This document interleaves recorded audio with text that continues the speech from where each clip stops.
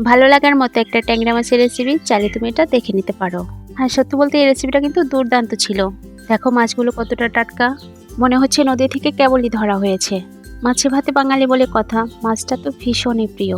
আর এই মাছগুলো যদি একটু ভিন্ন স্টাইলে রান্না করা যায় তাহলে তো আরও ভালো হয়।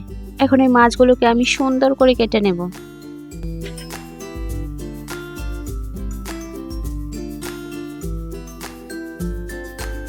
এই মাছগুলোকে তো আমি আমার স্টাইলে কেটে নিয়েছি আর ভালো করে পরিষ্কার করে নিয়েছি। আর প্রত্যেকটা মাছের পেটেই কিন্তু ডিম ছিল, যার কারণে এটা খেতে দুর্দান্ত হয়েছে।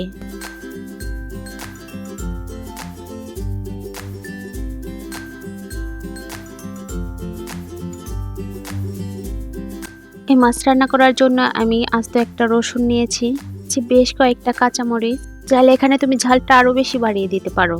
কাঁচামরিচের কড়া ঝালে মাছের স্বাদটা কিন্তু আরো ভালো লাগে। এরপর দিচ্ছি আস্ত রসুন। এখন এগুলোকে ব্লেন্ডারে মিক্স করে নেব। এরপর একটা কড়াইতে দিয়েছি সরিষার তেল, আর তেলটা গরম হয়ে গেলে দিয়েছি কেটে রাখা একটা পেঁয়াজ।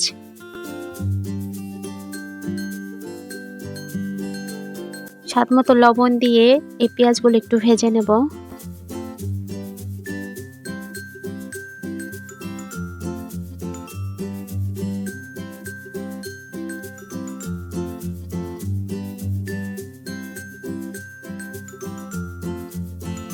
এরপর মিক্স করে রাখা ওই মশলাটা দিয়েছি।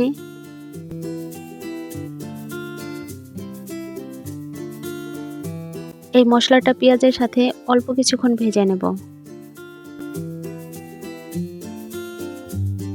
এরপর দিয়েছি 1 চামচ আদা ও রসুনের পেস্ট। এটাও একটু ভেজে নেব।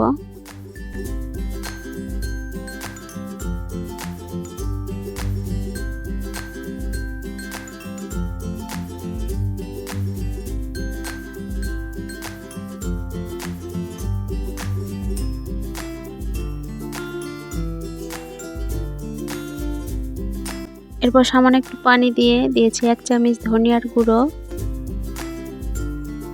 হাফ চামচ মরিচের গুঁড়ো আর 1 চামচ হলুদের গুঁড়ো।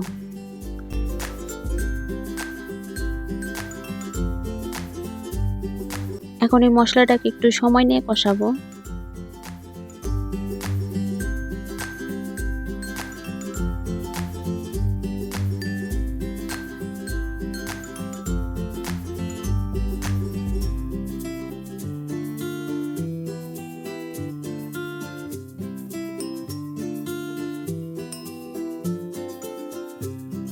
মশলা কষানো হয়ে গেছে, এখন মাছগুলো দিয়ে একটু কষিয়ে নেব।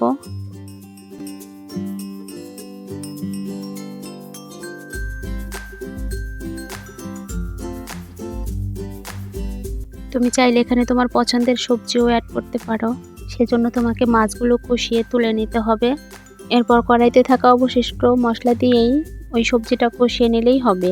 তো আমি এখানে কোনো রকম সবজি অ্যাড করব না, আমি এখানে মাছটাই সরাসরি ভুনা করে নেব। মাছগুলো আমি আলতোভাবে একটু উল্টিয়ে দিচ্ছিলাম, অনেক বেশি নাড়াচাড়া করা যাবে না, এগুলো নরম মাছ ভেঙে যাবে।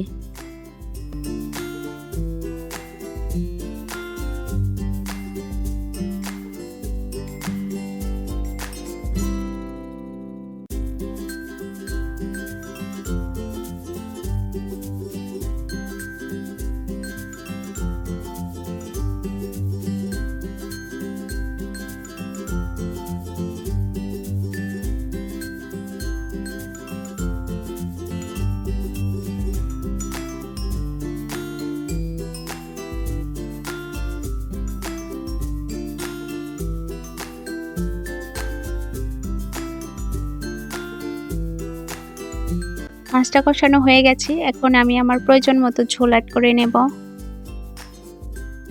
যেহেতু আমি এখানে কোনো রকম সবজি অ্যাড করিনি, তাই ঝোলটা একটু কমিয়ে দেব। এটা ছিল সিম্পল একটা মাছের রেসিপি, আর এর স্বাদ অসাধারণ। তুমি চাইলে এভাবে মাছ রান্না করতে পারো, এটা ভালো হয় খেতে।